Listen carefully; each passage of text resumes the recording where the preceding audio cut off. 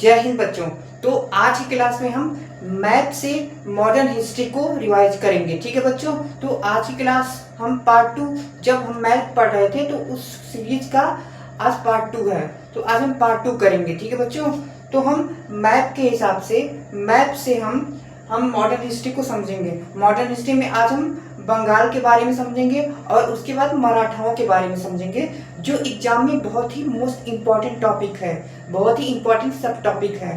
तो ध्यान रखना है कि वीडियो को स्किप नहीं करना है और एक एक लाइन टू लाइन जो है वो ध्यान रखना है। ठीक है बच्चों, तो स्किप वीडियो को बिल्कुल भी नहीं करो। और चलो अब हम अपना जो टॉपिक शुरू करते हैं। तो आओ, सबसे पहले हम बंगाल विजय। देखो, बंगाल विजय बेसिकली बंगाल विजय में हमें 3 युद्ध के बारे में समझना है।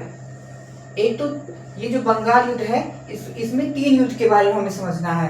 तो पहला युद्ध है प्लासी के बारे में समझना है, दूसरा है बक्सर और तीसरा है द्वैध शासन, डुअल सिस्टम। इन तीनों चीजों के बारे में हमें समझना है, इन तीनों सिस्टम्स के बारे में हमें समझना है, तब जाके हमारा बंगाल विजय कवर हो जाएगा। तो अब अगर आए प्रश्न में कि बंगाल विजय में कौन कौन से युद्ध शामिल हैं, तो ध्यान रखना प्लासी भी है, बक्सर भी है और डुअल सिस्टम भी है। तो अब बात क्लियर हो गई होगी बच्चों की बंगाल विजय में हमें 3 चीजों को पढ़ना है। ठीक है, तो अब आओ एक एक करके हम इन चीजों को समझते हैं, एक एक चीजों को हम क्रम से जो करते हैं, ताकि जो भी डाउट रहे वो क्लियर हो जाए। ठीक है, तो आओ सबसे पहले हम प्लासी का युद्ध समझते हैं कि प्लासी का युद्ध बेसिकली था क्या। बेसिकली जो भी युद्ध होंगे, वो सबसे पहली बात तो ये है कि वो ईस्ट इंडिया कंपनी, यानी कि एक कंपनी की महत्वाकांक्षा से ही शुरू होंगे कि कंपनी को और एक्सपेंड करना है। कंपनी की यही लालसा ने इन सभी युद्धों को करवाया था। कंपनी की यही लालसा थी कि इन सभी युद्धों को उसने करवाया, इस कंपनी ने करवाया था। तो ध्यान रखना है, प्लासी का युद्ध के बारे में हमें समझना है। तो 1757 में यह युद्ध हुआ था। अब आओ मैप से थोड़ा देख लेते हैं कि इसके बारे में क्या है। तो सबसे पहले मैप में देखने से पहले हम स्टोरी को समझ लेते हैं कि हमें किन चीजों का ध्यान रखना है। ठीक है, तो ध्यान यह रखना है कि सबसे पहला जो पॉइंट था, देखो बच्चों ध्यान यह रखो कि कंपनी को चाहिए बंगाल चाहिए, क्योंकि वहां पे मटेरियल बहुत है, रिसोर्सेज बहुत हैं। तो शुरुआत हुई प्लासी से। अब प्लासी से शुरू हुई तो बंगाल के जो नवाब थे सिराजुद्दौला, उनके साथ जो वो इनकी बन नहीं रही थी, ईस्ट इंडिया कंपनी की बन नहीं रही थी, वो कंपनी थी उसकी बन नहीं रही थी। कारण था कि वो जो सिराजुद्दौला थे उनकी बात मान नहीं रहे थे कंपनी की, और फिर ईस्ट इंडिया कंपनी ने भी कुछ ऐसा काम किया जिसकी वजह से प्लासी की लड़ाई हुई थी। तो वो कारण हम समझते हैं कि ईस्ट इंडिया कंपनी ने ऐसा क्या काम किया था। देखो ईस्ट इंडिया कंपनी ने किया क्या कि ईस्ट इंडिया कंपनी ने जो सिराजुद्दौला थे उनके जो फैमिली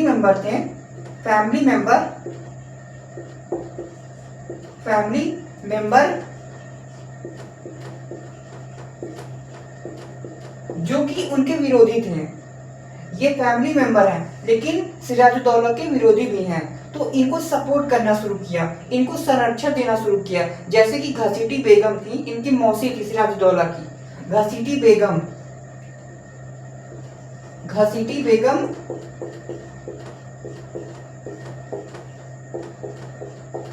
बेगम सिराजुद्दौला की मौसी थी। इनको सपोर्ट करने का काम ये कंपनी कर रही थी, ईस्ट इंडिया कंपनी कर रही थी।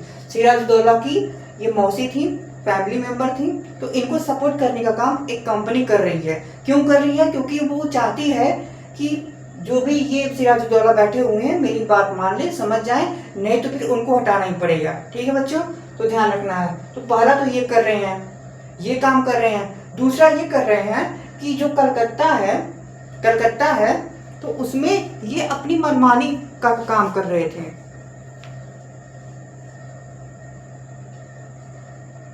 कलकत्ता को किलेबंदी कर दी है, ये बदमाशी देख रहे हो, कलकत्ता को किलेबंदी ये कर रहे हैं। तो ये सब जो कांड जब कर रहे हैं ये अंग्रेज कर रहे हैं, कलकत्ता को किलेबंदी कर दी है। प्लस कलकत्ता में जो लोग थे उनके ऊपर टैक्स भी ये लगा रहे हैं। मतलब बाहर की कंपनी है और आके दूसरी कंट्री में उनके लोगों के बीच उसके लोग नहीं है, वो किसी कंट्री में जाके उन लोगों के बीच उसी के राजा के सामने उसकी जनता के ऊपर टैक्स लगा रही है, प्लस किलेबंदी कर रही है। जनता उसकी है भी नहीं, तब भी ये टैक्स लगा रहे हैं। क्यों लगा रहे हैं? क्योंकि वो उकसाना चाहते हैं सिराजुद्दौला को। कारण यही था। तो ठीक है, तो सबसे पहला काम घसीटी बेगम, दूसरा काम किलेबंदी करना, किलेबंदी कर रहे हैं, और तीसरा काम था टैक्स लगाना। किलेबंदी कर रहे हैं, किलेबंदी भी कर रहे हैं, इतने पे नहीं रुक रहे हैं, इसके बाद ये टैक्स भी लगा रहे हैं, ये टैक्स भी लगा रहे हैं जनता पे। टैक्स तुम लगाने वाले होते कौन हो? तुम यहाँ के राजा थोड़ी हो कि तुम यहाँ पे टैक्स लगाओगे। तो इसके परिणाम स्वरूप सिराजुद्दौला ने अटैक बोल दिया अंग्रेजों पे, और अंग्रेजों को भागना पड़ा था। और फिर कुछ समय बाद काल कोठरी की घटना हुई थी। तो ध्यान रखना बच्चों, ये एग्जाम में कई बार आता है क्वेश्चन कि काल कोठरी की घटना किस युद्ध से संबंधित है। तो काल कोठरी की घटना प्लासी के युद्ध से संबंधित है, तो ध्यान रखना, ठीक है। अब जब एक बार सिराजुद्दौला ने इन कंपनी वालों को बाहर खदेड़ के फेंक दिया, तो कंपनी वालों ने अपने दूसरे सहयोगियों को बुलाया, प्लस यह भी ध्यान रखा कि इनको पहले इंटरनल कमजोर किया जाए, आंतरिक रूप से इनको कमजोर किया जाए, ताकि इनको हराने में आसानी हो सके और हमें कम नुकसान हो सके, ज्यादा फायदा हो सके। क्योंकि इनका शुरू से ही यही ऑब्जेक्टिव था कि अगर हम कहीं पे भी जाते हैं, किसी युद्ध में जाते हैं, तो हमको लॉस कम हो, प्रॉफिट ज्यादा हो। तो इस कारण से ये एक चाल चलते हैं, एक षड्यंत्र रचते हैं। जो इनका वफादार था मीर जाफर था, तो उसको अपनी साइड में लेके युद्ध शुरू कर दिया, अपने साइड में ले लिया और युद्ध शुरू हो गया। युद्ध शुरू हुआ, सिराजुद्दौला को हरा दिया गया। अब मीर जाफर को यहाँ की गद्दी दे दी गई, और ये प्लासी का बैटल का जो चैप्टर था वो द एंड हो गया। तो याद क्या रखना है? याद ये रखना है कि 1757 में यह युद्ध हुआ था। काल कोठरी की घटना कब हुई? तो 1757 प्लासी के बैटल में ही काल कोठरी की घटना हुई थी। अब काल कोठरी की घटना को प्रोजेक्ट करने वाले कौन थे? तो ईस्ट इंडिया कंपनी थी। इसीलिए कहा कि काल कोठरी की घटना जो इंडियन शासक हैं उन्होंने किया है। कारण था कि वो चाहते थे, जो ईस्ट इंडिया कंपनी थी, वो चाहते थे कि हमारे जो लोग हैं वो एकजुट हो जाएं, ताकि इनको खदेड़ा जा सके। इनको का मतलब सिराजुद्दौला को। ठीक है बच्चों, तो इतना तो क्लियर हो गया होगा। उम्मीद करता हूं कि 3-4 पॉइंट क्लियर हो गए होंगे। प्लासी का बैटल 1757 में हुआ। शासक कौन थे? सिराजुद्दौला थे। सिराजुद्दौला वर्सेस अंग्रेज यानी कि कंपनी। ठीक है, धोखा देने वाला कौन था सिराजुद्दौला को? मीर जाफर। तो मीर जाफर को भूलना नहीं है, मीर जाफर ने ही धोखा दिया था। तो ध्यान रखना, काल कोठरी की घटना किस युद्ध से संबंधित है? तो प्लासी के युद्ध से संबंधित है। ठीक है, तो अब ये जो युद्ध है, इससे जो भी हमें जानना था वो कंप्लीट हो गया। अब हम दूसरे युद्ध की तरफ बढ़ते हैं। ठीक है, बक्सर का युद्ध, ये और भी इंपॉर्टेंट है। देखो, जो प्लासी का युद्ध था वो डायरेक्ट वार नहीं था, वो इनडायरेक्ट वार प्लस डायरेक्ट वार दोनों का मिक्सचर था। लेकिन अब जो आने वाला है युद्ध वो बहुत ही इंटरेस्टिंग होने वाला है। इंटरेस्टिंग इसलिए होने वाला है क्योंकि अब यहाँ पे इस समय काल में जो अंग्रेज थे, जो कंपनी थी, उस पर बहुत ज्यादा यह आरोप लगाया जा रहा था कि देखो, तुमने जो प्लासी बैटल जो जीता वो इसलिए जीता कि तुम षड्यंत्र कर रहे थे, इस वजह से तुम जीत गए हो। लेकिन अगर तुम बिना षड्यंत्र के जीते हो तो हम माने, ऐसा हो गया। पब्लिक जो परसेप्शन बनने लगा। तो अंग्रेजों ने यह दिखाने के लिए कि देखो, हम बिना षड्यंत्र के भी जीत सकते हैं। अगर हम षड्यंत्र नहीं करते हैं उसके बाद भी हम अपनी कैपेबिलिटी, क्षमता के सहारे भी हम जो है वो इन शासकों को हरा सकते हैं। तो वही हुआ बक्सर के युद्ध में। तो आओ अब हम इसको समझते हैं, बक्सर का युद्ध समझते हैं। ठीक है बच्चों, तो आओ, और फिर इसके बाद जब हम ये सभी कवर कर लेंगे तो फिर हम मैप में भी देखेंगे कि कैसे जो है वो उनको ध्यान में रखना है, इन सभी युद्धों को ध्यान में रखना है। ठीक है, लास्ट में हम देखेंगे कि इनको कैसे ध्यान में रखना है। ठीक है, तो आओ अब चलते हैं, हम बक्सर की तरफ चलते हैं। बक्सर में बेसिकली 3 पार्टी हैं, 3 रूलर हैं। तो सबसे पहले तो बंगाल के नवाब ही रहेंगे, उसके बाद अवध के, उसके बाद मुगल, ये तीनों हैं। तो ध्यान क्या रखना है, सबसे पहले तो बक्सर का जो युद्ध था वो कब हुआ था, यह ध्यान रखना है। तो यह हुआ था 1764 में बक्सर का युद्ध हुआ था। कारण क्या था, कारण यह था कि मीर कासिम ये बंगाल के नवाब थे, मीर कासिम। अच्छा, इंटरेस्टिंग बात यह है कि मीर कासिम को नवाब बनाने वाले अंग्रेज ही थे। मीर कासिम को नवाब, बंगाल के नवाब बनाने वाले अंग्रेज ही थे। मीर जाफर को हटा के मीर कासिम को बनाया। अब यहाँ पे जो समस्या हुई, जो प्रॉब्लम क्रिएट हुई मीर कासिम और अंग्रेजों के बीच में, वो क्या थी, तब जो है वो बेसिक क्लियर हो जाएगा। देखो, बेसिकली समस्या यह थी कि जो मीर कासिम थे वो यह चाहते थे, मीर कासिम यह चाहते थे कि जितना हमारे साथ, जितना मेरा और अंग्रेजों का कंडीशन बना है, जितना एग्रीमेंट हुआ है, एग्रीमेंट हो गया किसके साथ, अंग्रेजों के साथ। जो भी अंग्रेजों के साथ एग्रीमेंट हुआ है वहां तक तो हम चलेंगे।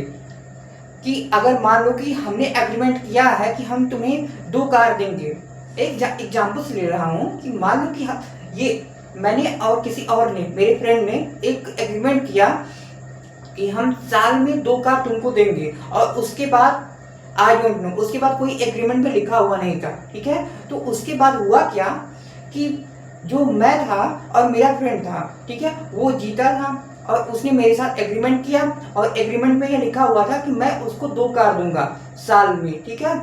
तो फिर कुछ समय बाद ये प्रॉब्लम शुरू हुई, मेरे दिमाग में चलना शुरू हुआ कि देखो, जो एग्रीमेंट मैंने अपने दोस्त के साथ किया है, तो 2 कार तो मैं साल में दूंगा, लेकिन इसके अलावा जो काम और मुझे करने हैं वो मैं अपने दिमाग से करूंगा ना, मैं अपने दोस्त की क्यों मानूं, मैं अपने विवेक से अपना काम करूंगा ना। तो वही जो है वो सीन यहाँ पे क्रिएट हुआ मीर कासिम के साथ भी। मीर कासिम का यह मानना था कि अंग्रेजों के साथ जो हमारा एग्रीमेंट हुआ है, जो ईस्ट इंडिया कंपनी के साथ एग्रीमेंट हुआ है, उसको तो हम मान लेंगे, लेकिन उसके बाद हम संप्रभु रहेंगे, हम अपने संप्रभु होके काम करेंगे,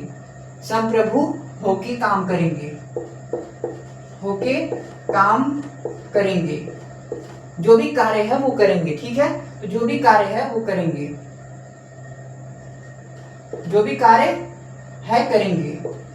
इसमें अंग्रेजों का इंटरफेयर नहीं होना चाहिए। अब क्या दोस्त को अच्छा लगेगा कि तुम इंडिपेंडेंट हो जाओ? किसी दोस्त को यह अच्छा लगेगा कि वो उस मेंटालिटी का हो कि वो डोमिनेट करना चाहता हो, तो क्या उसको वो अच्छा लगेगा कि ये मेरे प्रभुत्व से, मेरे डोमिनेंस से हट जाए? तो यही मेन प्रॉब्लम थी कि ये अंग्रेज बहुत जो खफा हो गए कि ऐसा तुम बिल्कुल भी मत करो। ईस्ट इंडिया कंपनी नाराज हो गई। अच्छा, कारण केवल यही नहीं था, ये अपनी कैपिटल को भी चेंज कर रहे थे। ऐसा नहीं था कि बस एक ही कारण था, कैपिटल को भी चेंज कर रहे हैं। तो कारण तो कई थे। तो जब संतोष मन में बैठ गया ईस्ट इंडिया कंपनी के साथ, ईस्ट इंडिया कंपनी के मन में संतोष जो है वो नहीं था, असंतोष हो गया था। किसके कारण से? मीर कासिम के कारण से असंतोष क्रिएट हो गया। और फिर ईस्ट इंडिया कंपनी ने कहा कि अब देखो, अब काम बनने वाला है नहीं, तो अब एक काम करते हैं, इस पे अटैक बोल देते हैं। और फिर शुरू हुआ बक्सर की लड़ाई। तो बक्सर की लड़ाई में इंडियन जो थे वो 3 शासक थे। तो ध्यान रखना, बक्सर की लड़ाई में 3 प्लेयर थे। तो वो कौन थे? सबसे पहले मीर कासिम, बंगाल के नवाब। ध्यान रखना बच्चों, ये बहुत ही जरूरी है। बंगाल के नवाब अवध के शासक और मुगल शासक, ठीक है। तो अब जो है इनके नाम भी ध्यान रखने हैं। यह पहले मीर कासिम है,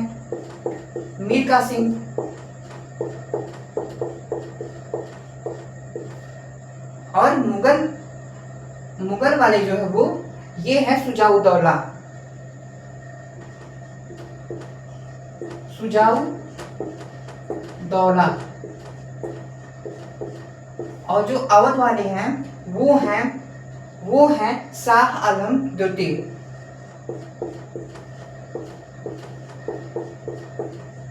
शाह आलम द्वितीय, ठीक है। ये तीनों एक साइड में थे, ये तीनों एक साइड में थे, ये तीनों एक साइड में थे। लेकिन ध्यान ये रखना है कि ये जो है वो थोड़ा सा उल्टा हो गया है।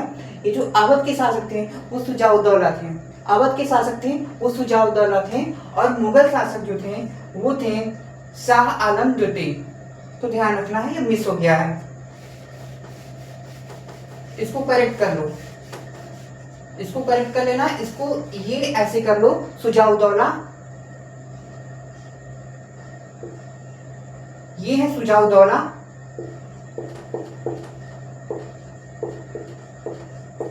शुजाउद्दौला, और ये है शाह आलम द्वितीय। अब हुआ क्या कि इनके साथ अंग्रेजों ने अटैक कर दिया, इनके ऊपर अटैक कर दिया, युद्ध शुरू हो गया। बंगाल, अब बक्सर का युद्ध शुरू हो गया। युद्ध शुरू होने के बाद ये हारे भी, और हारने के बाद इनके साथ जो कुछ संधियां भी हुई। तो उन संधियों को ध्यान रखना, वो संधियां बहुत ही जरूरी, बहुत ही इंपॉर्टेंट हैं, और वो संधियां बार बार पूछी जाती हैं। तो वो संधियां हैं इलाहाबाद की संधि 1765। तो ध्यान रखना, इलाहाबाद की संधि हुई, इलाहाबाद की संधि, इलाहाबाद की संधि, इलाहाबाद की संधि हुई, इन तीनों के साथ हुई। ऐसा नहीं था कि इन दोनों को जो वो ग्रुप में बिठा के एक साथ ही सबके साथ संधि हो गई थी, ऐसा नहीं था। सबके साथ जो वो अलग अलग संधियां हुई हैं, और उन सबको जानना है।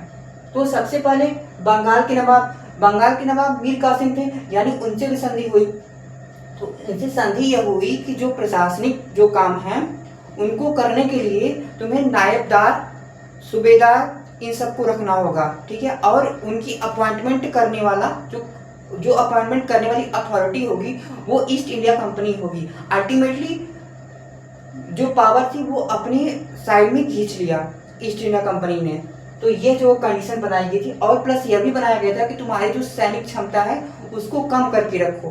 तो सैनिक क्षमता भी कम करके रखना था, प्लस नायब और सूबेदार के हिसाब से ही प्रशासन चलेगा। तो यहाँ पे ये पॉइंट आ गया था। अब ध्यान क्या रखना है, यहाँ पे ध्यान क्या रखना वो जरूरी है। ध्यान यह रखना है कि जो मुगल शासक थे यहीं से खेल शुरू हुआ। मुगल जो शासक थे इसने ये काम किया कि जो अंग्रेज थे, जो कंपनी थी, उनको राजस्व वसूलने का अधिकार दे दिया था बंगाल, बिहार और उड़ीसा में, कि तुम जाओ और राजस्व वसूलो। और सबसे इंटरेस्टिंग बात ये थी ना कि जो राजस्व वसूल के तुमको शासक को नहीं देना है, तुमको अपने पास रख लेना है। एक टाइप का जमींदारी व्यवस्था में कैटेगरी है, लेकिन उस कैटेगरी में भी एक अलग टाइप की कैटेगरी मुगल शासक ने अंग्रेजों को दे दिया था, ईस्ट इंडिया कंपनी को दे दिया था, कि तुम जाओ अब जाके राजस्व वसूलने का काम करो और राजस्व वसूल के अपने पास रख लो। सबसे बड़ी गलती इन्होंने कर दी थी, क्योंकि जब पैसा आता है तो मिलिट्री बहुत ही स्ट्रांग होती है। जहाँ पे पैसा है वहाँ पे उस देश की जो मिलिट्री है वो बहुत ही स्ट्रांग होती है। यह बहुत ही इंपॉर्टेंट पॉइंट है, नोट्स करके रख लो कि जिसके पास पैसा होगा उसकी मिलिट्री बहुत ही एडवांस, बहुत ही स्ट्रांग होगी। तो ध्यान रखना है, इन्होंने ये अवसर खुद ही दे दिया था। तो ध्यान रखना 1765 में ये संधियां हुई थी। शाह आलम द्वितीय थे, शासक यह थे। तो इतना ध्यान रखना है, इलाहाबाद की संधि हुई 1765 में हो गई थी संधि, ठीक है। तो अब हम बेसिकली अब यहाँ से जो हम आगे अपने क्लास में पढ़ते हैं, जो अब हमारा जो टॉपिक है वो है ड्यूअल सिस्टम के बारे में। तो ड्यूअल सिस्टम के बारे में हमें समझना है। बेसिकली ड्यूअल सिस्टम है क्या? ड्यूअल सिस्टम है कि ड्यूअल सिस्टम ये यहाँ पे है, देखो ड्यूअल सिस्टम है ये। ड्यूअल सिस्टम के बारे में बेसिकली कहा जाता है कि रॉबर्ट क्लाइव ने तो इसकी शुरुआत तो की थी, अब इसकी अंत भी करने वाला कोई था, वो अंग्रेज ही थे। बताओ, अंग्रेज ही थे। एक ऐसा गवर्नर जो ड्यूअल सिस्टम की शुरुआत किया और फिर दोबारा से उसी कंपनी का गवर्नर आया, वहीं का गवर्नर आया, उसी देश का गवर्नर आया और उसी गवर्नर ने ड्यूअल सिस्टम को द एंड कर दिया था, द एंड कर दिया कुल मिला के। ठीक है, तो ड्यूअल सिस्टम है क्या, बेसिकली ये समझना है। तो बेसिकली जब शाह आलम द्वितीय ने यह अधिकार दिया कि राजस्व वसूलने का अधिकार अब तुम्हारे पास है, यानी ईस्ट इंडिया कंपनी के पास है, तो ड्यूअल सिस्टम में यह था कि 2 पॉइंट था, 2 पॉइंट है, उसमें ध्यान रखना है बस। उसके बाद उसमें और बहुत कुछ ध्यान रखना नहीं है। ड्यूअल सिस्टम में 2 चीजें ध्यान में रखनी है। पहला जो काम है वो ये है, ड्यूअल सिस्टम में,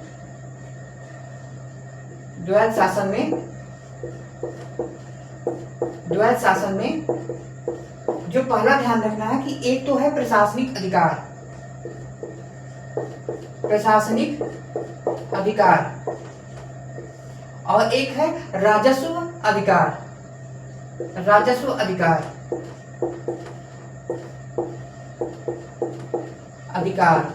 ठीक है, राजस्व अधिकार। अब यह था भारतीय शासकों के साथ में, भारतीय शासक के साथ में, भारतीय शासक के साथ, और यह था अंग्रेजों के साथ में, ईस्ट इंडिया कंपनी के साथ में।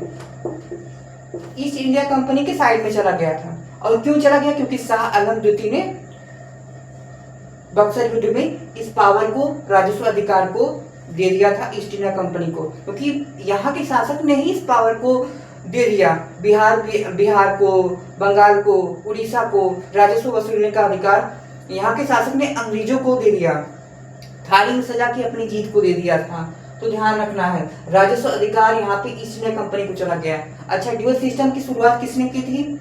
तो ध्यान रखना है, ड्यूअल सिस्टम की शुरुआत करने वाला जो गवर्नर था वो था रॉबर्ट क्लाइव। तो शुरुआत किसने की? शुरुआत रॉबर्ट क्लाइव ने की। रॉबर्ट क्लाइव, यही सब ध्यान में रखना है, रॉबर्ट क्लाइव। और इस सिस्टम का जो अंत करने वाला था वो महान जो गवर्नर था वो था वॉरेन हेस्टिंग्स। वो गवर्नर थे वॉरेन हेस्टिंग्स। तो अंत करने वाला जो गवर्नर था वो था वॉरेन हेस्टिंग्स।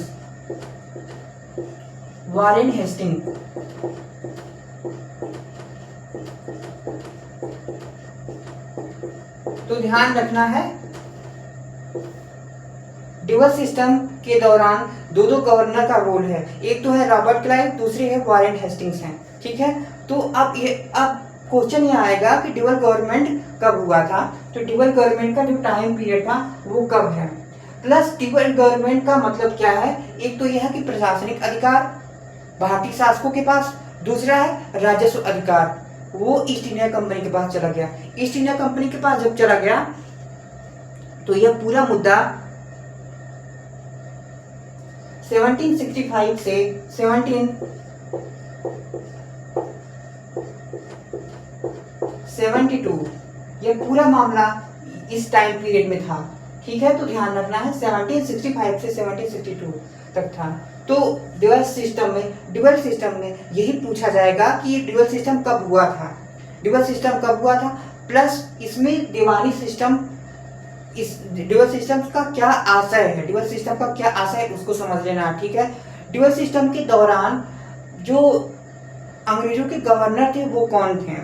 तो सबसे पहले रॉबर्ट क्लाइव, और फिर यह प्रश्न आएगा कि ड्यूअल सिस्टम का अंत करने वाला कौन गवर्नर था, निम्न में से कौन गवर्नर था जिसने ड्यूअल सिस्टम का अंत किया? तो उस गवर्नर का नाम था वॉरेन हेस्टिंग्स। ठीक है, तो अब उम्मीद करता हूं कि ये सभी चीजें याद रहेंगी। ठीक है, तो चलो अब ये सब चीजें याद रहेंगी, तो अब हम आगे की तरफ बढ़ते हैं बच्चों। हमने क्या कर लिया, हमने प्लासी पढ़ लिया, हमने बक्सर पढ़ लिया, हमने ड्यूअल सिस्टम को पढ़ लिया। अब हमारा जो मेन टॉपिक है वो है आंग्ल मराठा युद्ध के बारे में समझना। ठीक है, तो बेसिकली अब हम मराठाओं के बारे में समझेंगे। तो आओ अब हम मराठा के बारे में समझते हैं, और मराठा के बारे में बहुत ही इंटरेस्टिंग पॉइंट हम समझते हैं, ठीक है। तो चलो अब हम समझते हैं मराठाओं के बारे में।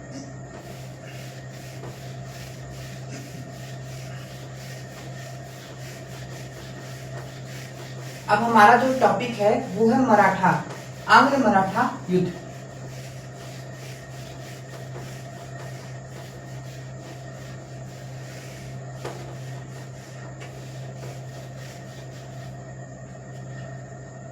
देखो आंग्ल मराठा युद्ध, 3 आंग्ल मराठा युद्ध हुए हैं, बेसिकली 3 मराठा युद्ध हुए हैं। एक ग्राफ ऐसे बनाओ, फर्स्ट, सेकेंड, थर्ड, ऐसे लिख लो। जब आंग्ल मराठा पढ़ो तो ऐसे लिखो, इसको नोट्स कर लो। आंग्ल मराठा युद्ध लिख लो कि इतने युद्ध हुए हैं, इसमें हमें इतने युद्ध पढ़ने हैं। आंग्ल मराठा, जब भी ऐसे लिखो तो समझ जाओ कि आंग्ल मराठा युद्ध में हमें 3 युद्ध पढ़ने हैं, ठीक है। अब जैसे कोई और युद्ध आए तो अगर 4 युद्ध है तो उसको ऐसे बनाओ, 1 2 3 4 ऐसे बनाओ, ताकि वो याद रहे, दिमाग में बैठी रहे चीजें, ठीक है, भूलेगा नहीं। इससे एक बार फिगर बनाओ और उसके बाद उसके बगल में उस युद्ध के बारे में लिखो, ठीक है। उसके शासकों के बारे में लिखो कि कौन से शासक थे जो उस टाइम पे यहाँ के शासक थे, रूलर थे, ठीक है। तो ध्यान रखो। चलो अब हम आंग्ल मराठा युद्ध के बारे में समझते हैं। जो प्रथम युद्ध था उसके बारे में हम समझते हैं। तो शुरुआत होती है छत्रपति शिवाजी महाराज से। जैसा कि तुम सभी जानते हो कि जो मराठे थे उसका एम्पायर बनाने में सबसे महत्वपूर्ण योगदान जो देने वाले थे वो महाराज छत्रपति शिवाजी थे। अपने एम्पायर को बहुत ही खूबसूरत तरीके से, बहुत ही स्ट्रांगली बनाने वाले थे। अब जैसे ही इनकी मृत्यु हुई, इनके उत्तराधिकारी उतने योग्य थे नहीं। अब जब उत्तराधिकारी योग्य नहीं होंगे तो जो गद्दी होती है, जो पावर होती है, वो योग्य व्यक्ति के पास जाना चाहती है। जो भी योग्य होगा, जो भी क्वालिटी, जिसमें क्वालिटी होगी राजा बनने के, उसके साथ में पावर जाना चाहेगी कि मैं तुम्हारे साथ ही रहूंगी। जो भी